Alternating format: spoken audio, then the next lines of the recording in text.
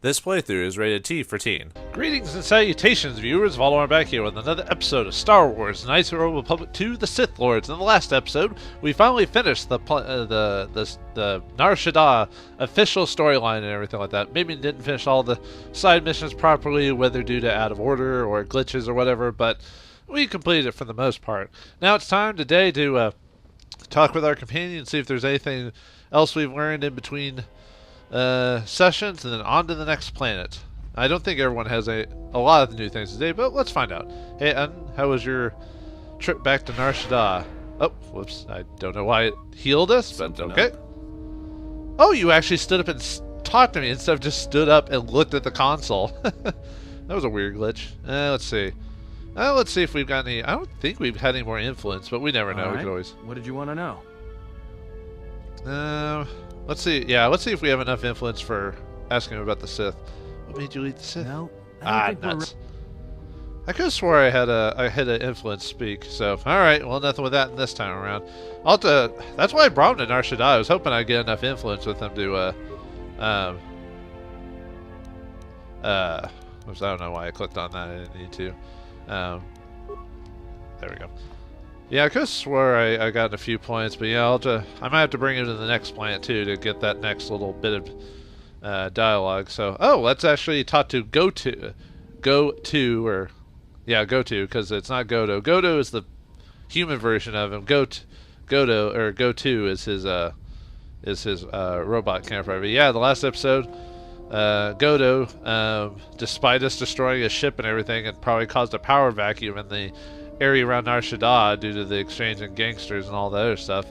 He still decided to help us by bringing in one of his little drones, the Goto bot, right here. Let's see if Goto has anything to say. You have come to offer me? That's hold on, let me back up really quick. I don't have the whole dialogue looking like that. Okay. Considering I see. One time to be Operation Nar Shaddaa. Now let's just ask him just general questions. Considering I saved you, should be more grateful. The fact we are even having a conversation is gratitude. Usually, my conversations do not have the give and take that our current interaction does. And of course, there is much more screaming on the part of the listener when the torture field is activated. Oh yeah, that is a torture droid, isn't it? Yeah, I don't know. You gotta either love or hate Goto because he's such a arrogant jackass, just because of how he talks and like that. But sometimes people are like that in the world. I have some questions for you. I am willing to indulge some of your questions. Yeah, we'll never see the hologram again. It's just you talking to the droid, but it actually has, voicing and stuff like that. So, you wanted me to save the Republic. How is that possible? There are several factors, all of which affect each other. There is the stabilization of Dantooine, the preservation of the restoration efforts on Telos, the political resolution on Onderon, and the unification of a religious power base in the galaxy, either Jedi or Sith. Yeah, he doesn't care either way. So we've already done the stabilization of Dantooine. We need to go back to the Telos base and give them let them know about the fuel sources. Onderon's still a powder keg, and we haven't unified either the Sith or the Jedi. Since we're playing light side, we're going to try to unify the Jedi, I assume. If you pay me, I can take care of all the things, one system at a time. Tell me about Dantooine, is there anything you can do to help the systems and their people, either with information or resources? The destruction of my yacht and of all my activities on Nar Shaddaa carry a cost that would take you several lifetimes to pay back. But perhaps the offer of credits will spur you to act quicker, more decisively. I am not unsympathetic to such greed. For every system you stabilize, I will reward you for your efforts. Hey, at least we get a little extra reward, whether we're good or bad on this case. Or you could say I don't want a reward. Jedi's life is sacrificed, not gained. If you have the credits, then that is all I need to hear. I think you can still take the credits, you just don't get the light side points, so if that's how you want to play. All do what has to be done, no matter what the cost. If I have to kill everyone to do it, you'll get your stability. Man, always a chance to be swap back and forth between the two. I don't want a reward. Helping the people of those systems is enough. Compassion and mercy only erode respect and power. I don't think I was asking you for your power or your respect, but whatever. Just tell me what needs to be done to help these systems. There is the stabilization. Oh, right, you did. Okay. He already said that. Tell me about Dantooine, even though we've already done that. You have stabilized Dantooine. The Republic has gained a power base in the Outer Rim. And obviously, stabilizing, I think he still rewards you, even if you help the mercenaries or whatever, because it still stops the fighting and everything like that and keeps something. Although, I don't know if he rewards you as much or whatnot, because he's like, well, at least there's not any more problems on that. So, because the Republic does, I guess, would lose it to another group, but oh well. But as far as I know, he still gives you something for it.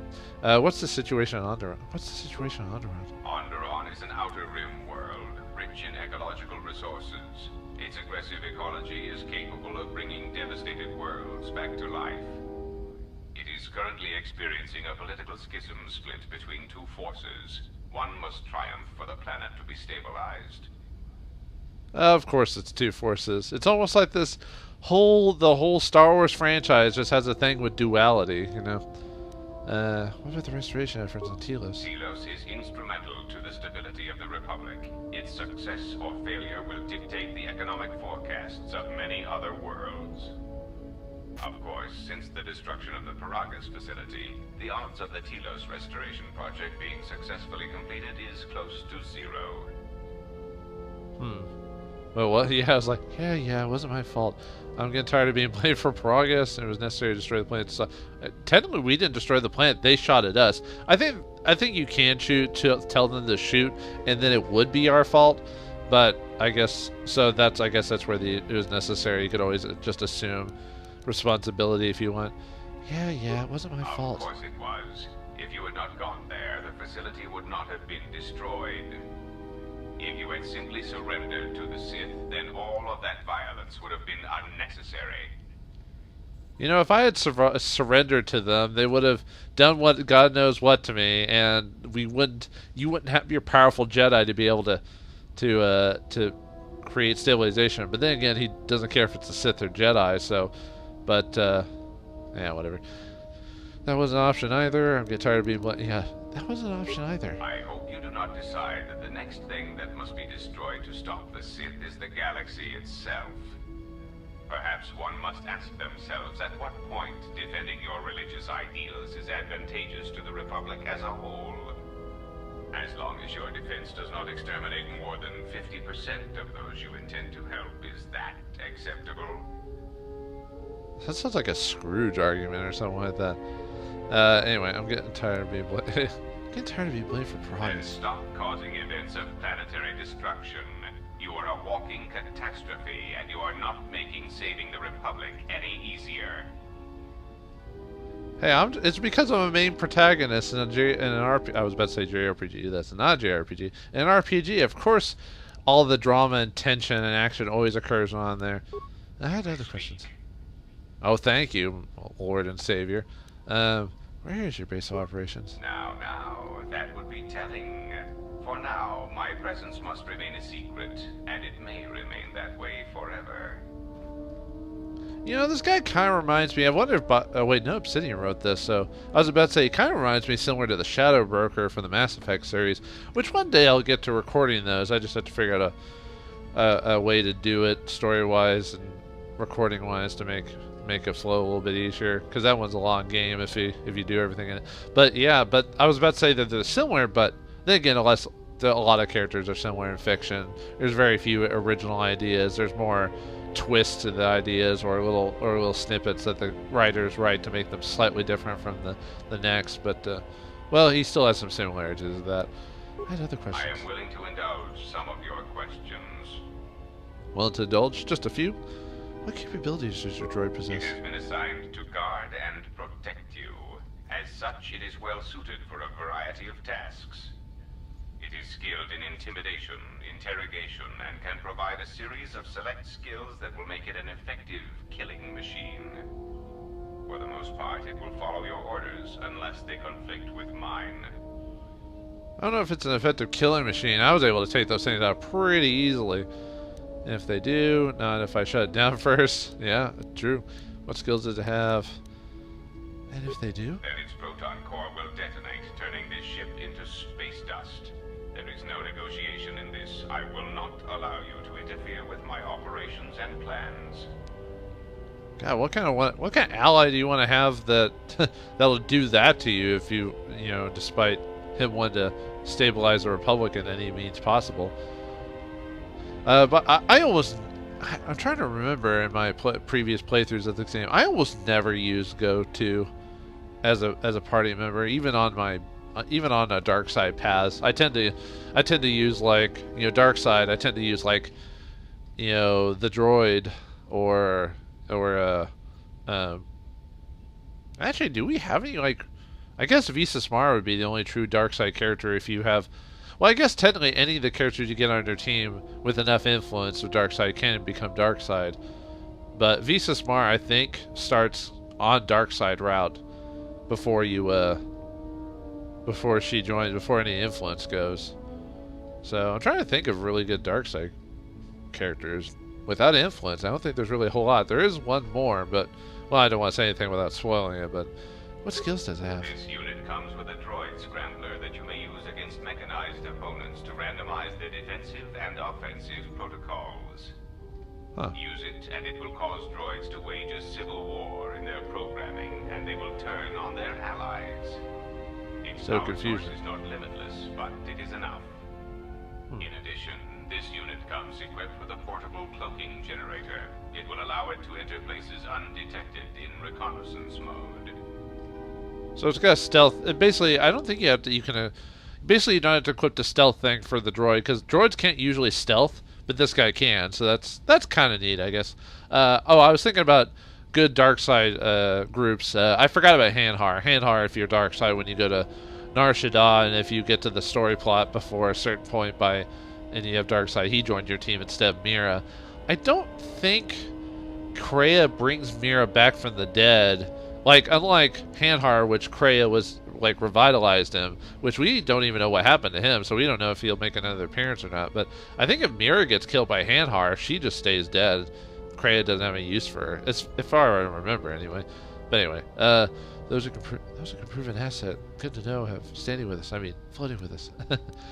So you're sneaky and confusing. You sound pretty useless.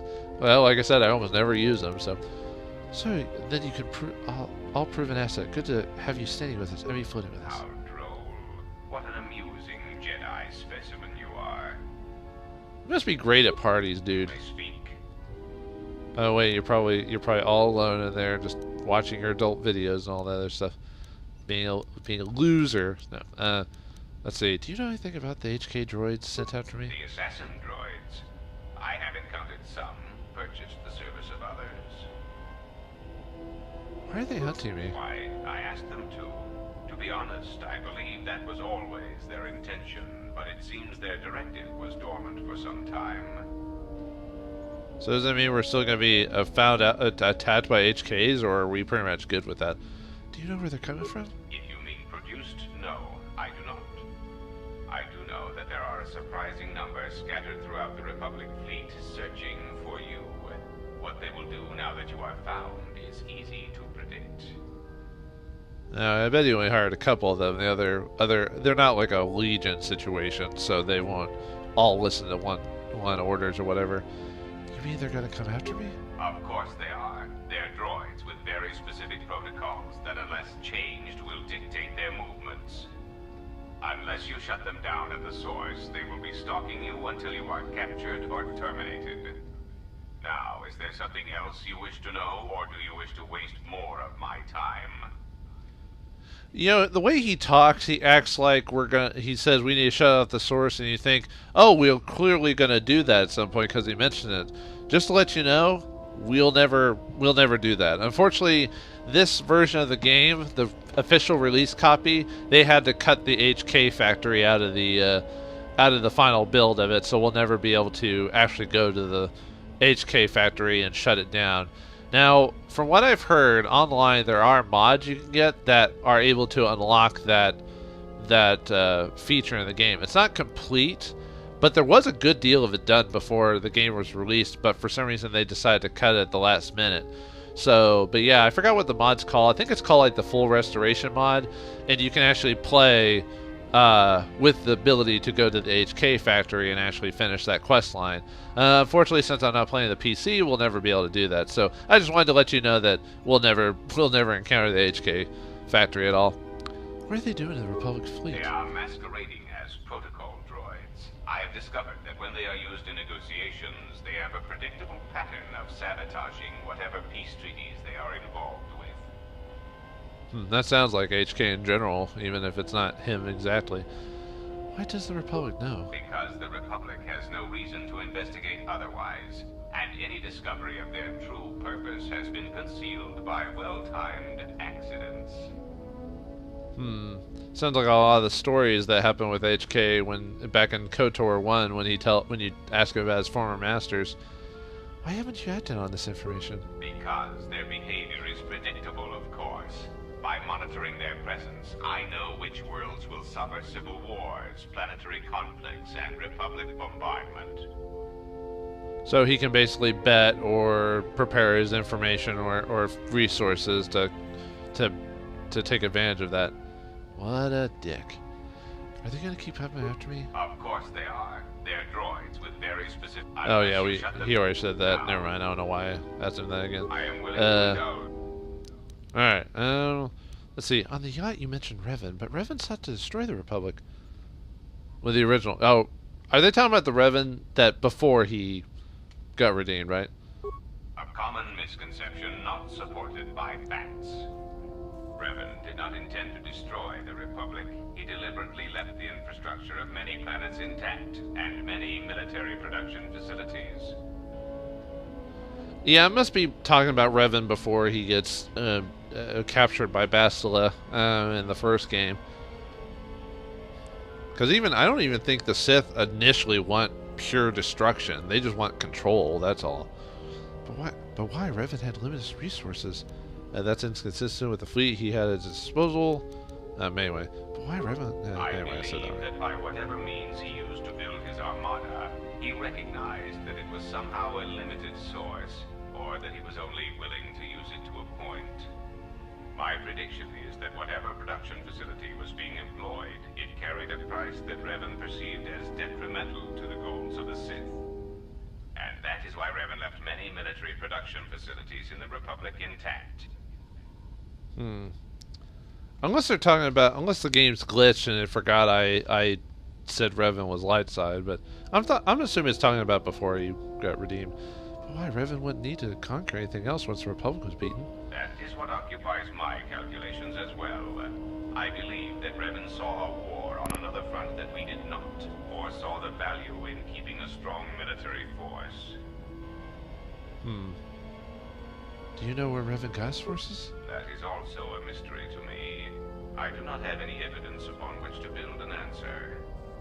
It is significant that after the defeat of Malek, the forces decreased considerably, and after Revan's departure from known space, production ceased completely.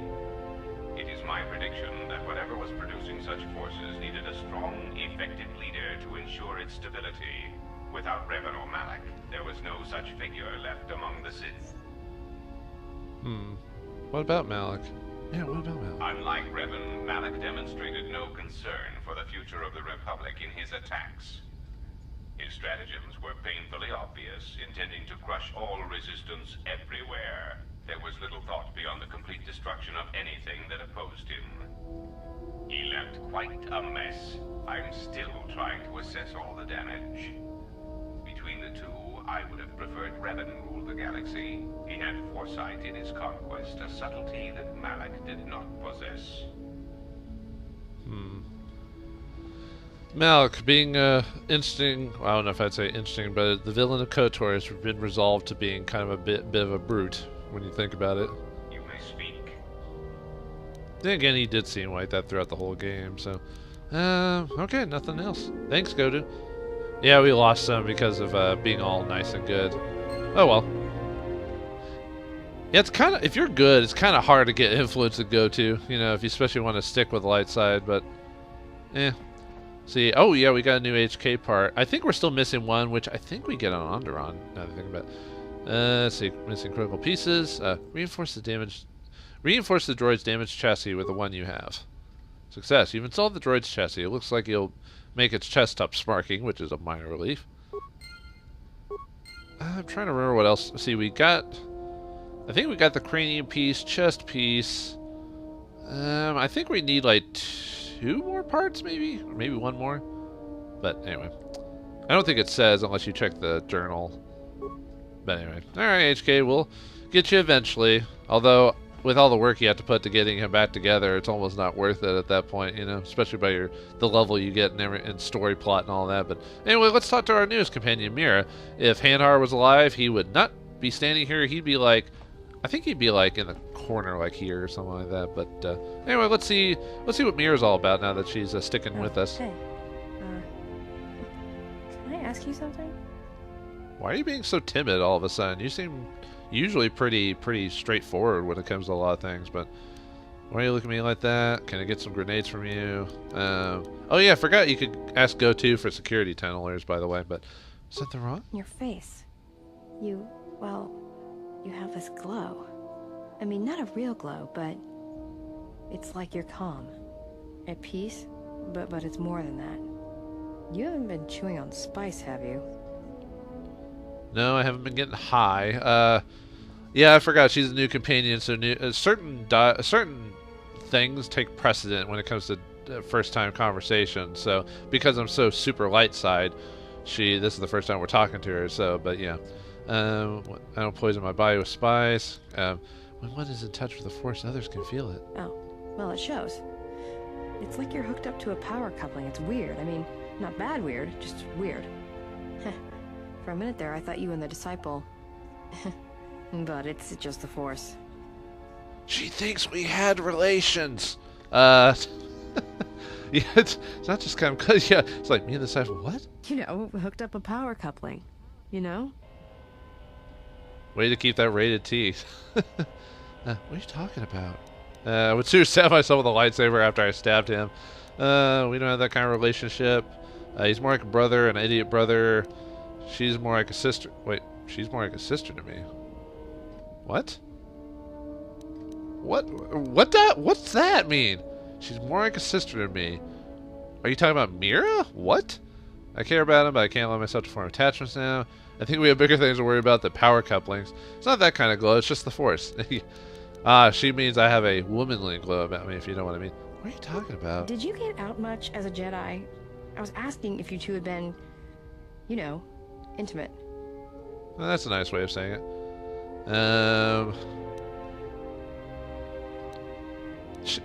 What is that? She's more... I don't...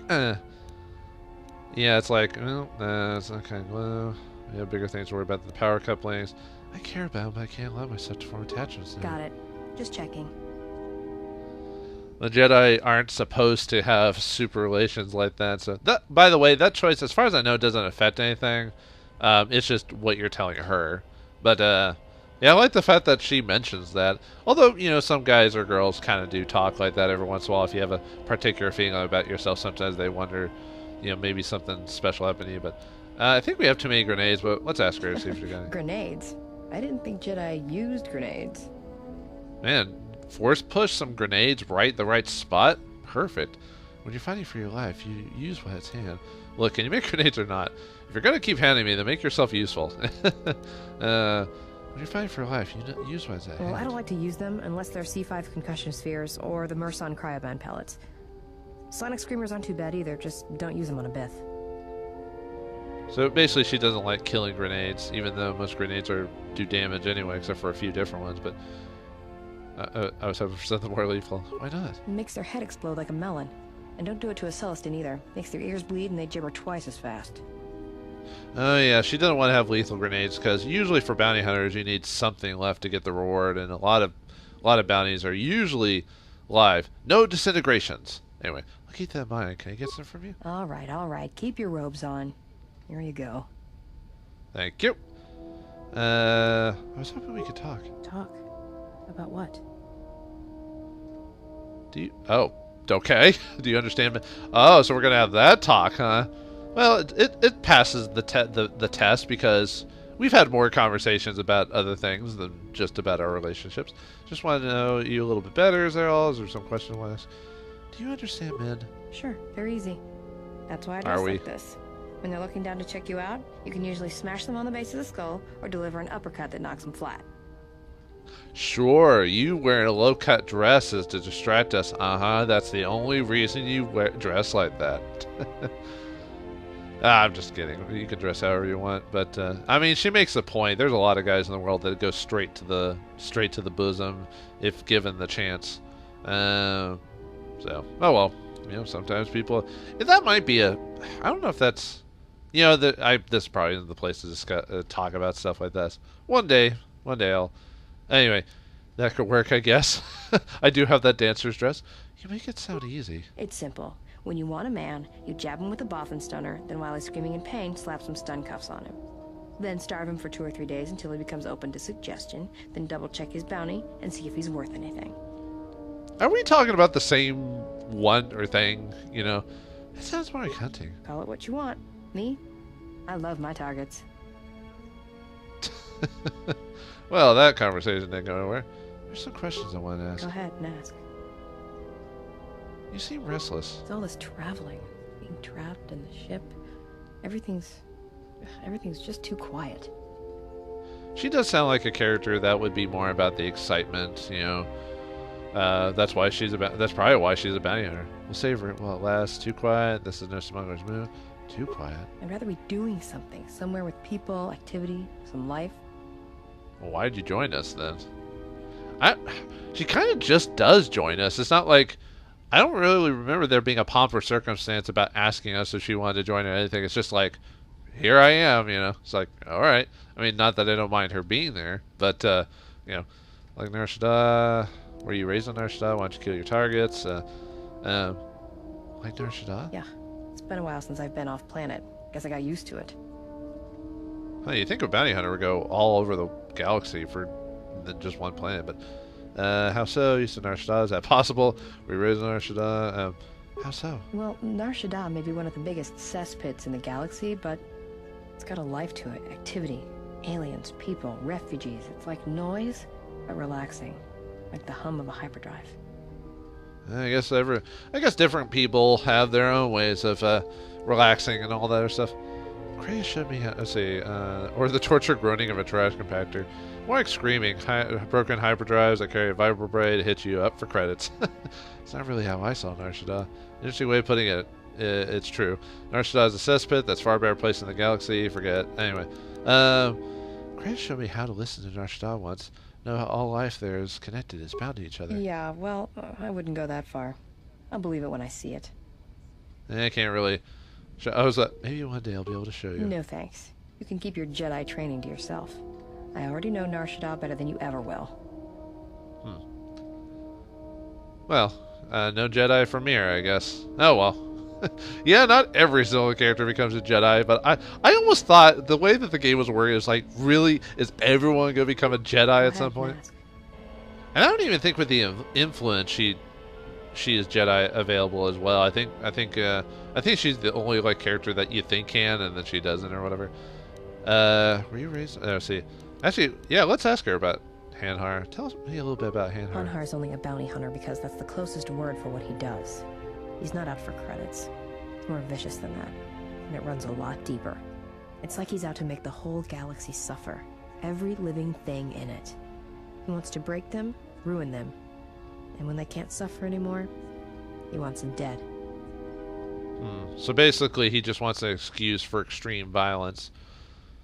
That's probably why some people become bounty hunters or cops in the real world. What happened between you and Hanhar? I didn't kill him once. Biggest mistake ever. So you showed mercy one time, and it cost you. That's what you get for being good. I think that deserves an explanation. What do you mean? That's a long story. I don't want to get into it. Maybe some other time. The one of the other problems of having characters come back by later and getting them at later points is you get less and less chances to get an influence, especially if you like keeping certain characters in your party. So I'll have to try and use people like Atten and Mira in the future to try and get their influence up. BioWare, I think I've gotten most of his story stuff out of the way, so I don't think I need any more influence from him. Visas Mar, I think, is almost maxed out too, but yeah, I need to have reasons to start using them too. What's up when you talk? Talk? About what? Oh, we already asked her about men. There is another question here. Actually, let's give her a break for a second. We gained some influence with her. Alright, well, we got to 2 characters in this episode, but still a few more, or I guess technically 3, and just didn't have anything to say. So we have a few more characters to talk to. So in the next episode of Star Wars Knights of the Republic 2, we'll talk to the rest of the companions and see if they have any more influence to give. If not, on to the next planet. Thanks for watching, hope you enjoyed, and I'll see you next time. And may the Force be with you.